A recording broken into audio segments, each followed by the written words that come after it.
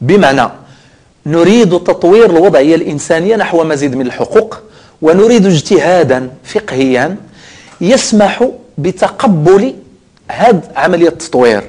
هنا يمكن أن يتدخل يعني أهل الفتوى من أجل تقديم الفتوى الإيجابية التي تفسر وتشرح الدين وتقرأه قراءة في صالح الإنسان وفي صالح الكرامة الإنسانية.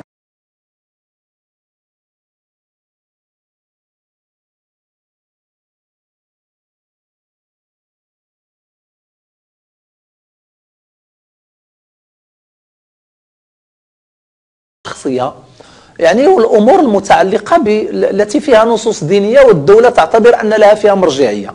أما القضايا الاقتصادية والاجتماعية والسياسية والثقافية والفنية والجمالية التي لا شأن للدين بها، فهذه أمور إذا تمت العودة فيها إلى الدين تكون كوارث حقيقية.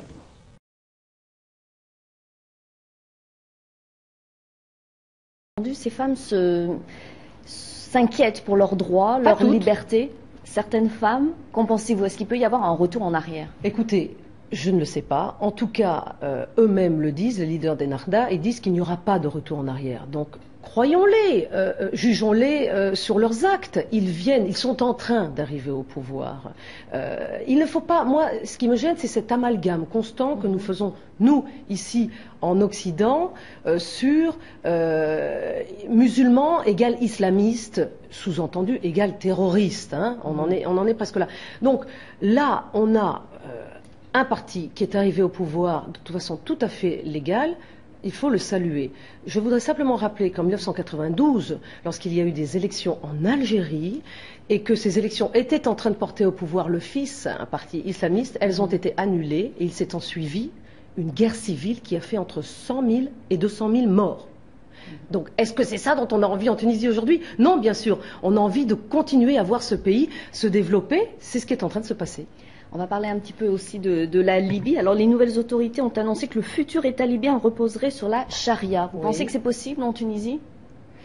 Non, je pense que c'est très différent, la Libye et la Tunisie. Mais en même temps, il est clair que les populations tunisiennes et libyennes ont une identité qu'on ne doit pas leur enlever, qui est naturelle, qui est en rapport avec l'islam. Alors c'est à eux, c'est à leurs représentants de leur pays d'essayer de définir la relation entre le pouvoir et la religion. Ça se fera sans doute différemment en Tunisie et en Libye.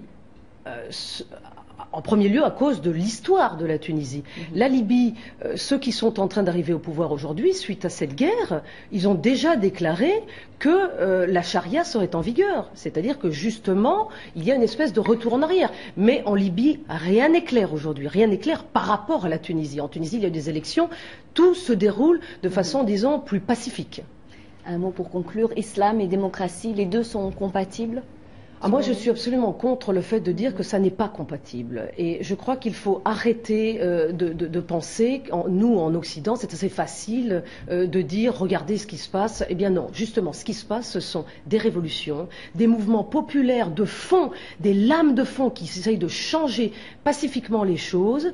Et on va voir, ne volons pas leur révolution, ni aux Tunisiens, ni aux Libyens, ni à personne. Merci beaucoup, Anne-Niva, d'être venue sur le plateau de 7 jours sur la planète pour votre analyse sur la Tunisie. Alors je rappelle que vous êtes grand reporter écrivain, que le titre de votre dernier ouvrage, Les brouillards de la guerre, sont parus aux éditions Fayard. Merci beaucoup.